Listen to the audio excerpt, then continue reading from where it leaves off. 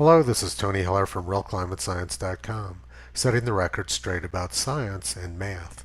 I've been documenting false and misleading statistics in climate science for years, and now I'm starting to see the same pattern with COVID-19. This graph from the Arizona Department of Health Services shows the number of COVID-19 cases that are hospitalized by date of hospitalization. The graph shows that there was a huge spike in hospitalizations in Arizona during the second week in July. This graph is scary. That surge must have been overwhelming to hospitals in Arizona.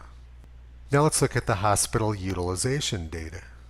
This graph, also from the same Arizona Department of Health Services website, does not show the spike.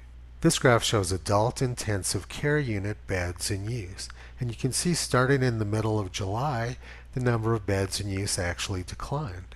Now let's look at the graph for emergency department beds in use. They're less than 40%, and once again there's no spike in the middle of July.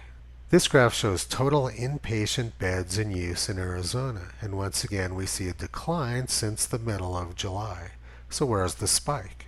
According to the first graph, there were thousands of new COVID-19 patients pouring into Arizona hospitals in mid-July. But the number of beds in use in Arizona didn't increase. So where did these thousands of patients go? This sort of alarming graph is regularly used by the press to drive politicians insane.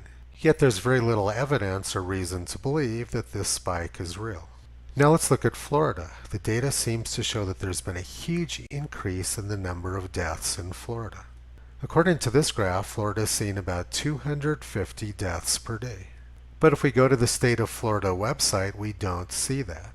That website shows a peak of about 130 deaths per day and has been fairly steady for the last few weeks. So what's causing this spike? It's very likely that constant rule changes are adding new deaths from the past, and they're all being counted in the last few days. So what is likely happening is that many of the deaths shown in these tall spikes here actually occurred in prior weeks. Once again, these constant rule changes are being used to drive politicians insane. Here's a closer look at the graph from the State of Florida website. Resident deaths by date of death. There doesn't appear to be the huge spike which was shown in the other graph. Now let's look at Texas. Like Florida, we see a huge spike over the last few weeks in the number of deaths. But if we go to the State of Texas website, it appears that this spike occurred during June, and that during July there hasn't been any large spike. So it's likely that a lot of these recent deaths are due to rule changes, and many of these deaths probably occurred during prior weeks. The Texas Medical Center, which is right across the street from where I went to school at Rice University in Houston, showed a huge spike in hospitalizations after the massive BLM protests. George Floyd was born in Houston, so there were tens of thousands of protesters down there day after day leading up to his funeral. And by early July, the Texas Medical Center was reporting that they had a huge number of very sick young people. There's a high probability that a lot of these young people were at the BLM protests, and they thought that wearing a piece of cloth over their face was going to keep them safe. But unfortunately, doctors are not allowed to ask whether people were at the BLM protest, because for some reason that's considered to be a sacred activity. Dr. Fauci had no problem telling people not to go to Trump rallies, but he never told people not to go to these massive BLM protests. The final state I'm going to look at is Wyoming, which also appears to be having an increase in the number of cases. This has lots of people here very scared. I was over at the farmers market in Cheyenne this morning, and half the people running around in this huge open outdoor space with masks covering their faces. Now let's look at the testing data from the State of Wyoming website, and we can see what's actually going on.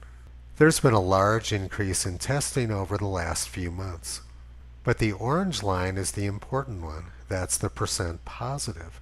And that's been going down recently, has actually been close to zero. We're not actually having a spike in Wyoming, but by increasing the amount of testing, lots of propaganda is being generated.